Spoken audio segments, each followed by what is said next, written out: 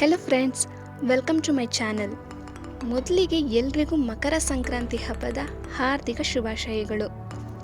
ಸಂಕ್ರಾಂತಿ ಅಂದರೆ ಕೆಲವರು ಬರೀ ಎಳ್ಳು ಬೆಲ್ಲ ಬೀರೋದು, ಸಿಹಿ ತಿಂಡಿ ಮಾಡೋದು ಅಂತ ಅಂದ್ಕೊಂಡಿರ್ಬೋದು.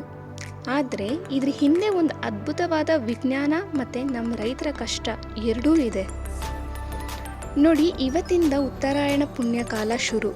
ಅಂದರೆ ಸೂರ್ಯ ಇವತ್ತಿಂದ ತನ್ನ ದಿಕ್ಕನ್ನು ಬದಲಿಸಿ ಉತ್ತರಕ್ಕೆ ಪಯಣ ಬೆಳೆಸ್ತಾನೆ. ಇವತ್ತಿಂದ ಕತ್ಲೆ ಕಮ್ಮಿ ಆಗ್ತಾ ಹೋಗುತ್ತೆ, ಬೆಳಕು ಜಾಸ್ತಿ ಆಗುತ್ತೆ. ನಮ್ಮ ಲೈಫಲ್ಲೂ ಅಷ್ಟೇ, ಕಷ್ಟ ದಿನಗಳು ಮುಗಿದು ಒಳ್ಳೆ ದಿನಗಳು ಬರಲಿ ಅಂತ ಆಶಿಸೋಣ. ಹಾಗೆ ದೊಡ್ಡೋರು ಹೇಳ್ತಾರೆ, ಇದು ಯಾವುದೇ ಒಳ್ಳೆ ಕೆಲಸ ಶುರು ಮಾಡೋಕ್ಕೆ ಬೆಸ್ಟ್ ಟೈಮ್ ಅಂತ.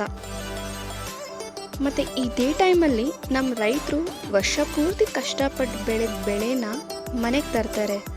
ಅದಕ್ಕೆ ಇದನ್ನು ಸುಗ್ಗಿ ಹಬ್ಬ ಅನ್ನೋದು. ಈ ಸಂಕ್ರಾಂತಿ ನಮಗೆ ಬರೀ ಹಬ್ಬ ಅಲ್ಲ, ಪ್ರಕೃತಿ ಮತ್ತು ರೈತರಿಗೆ ನಾವು ಕೊಡೋ ಗೌರವ ಕೂಡ ಹೌದು.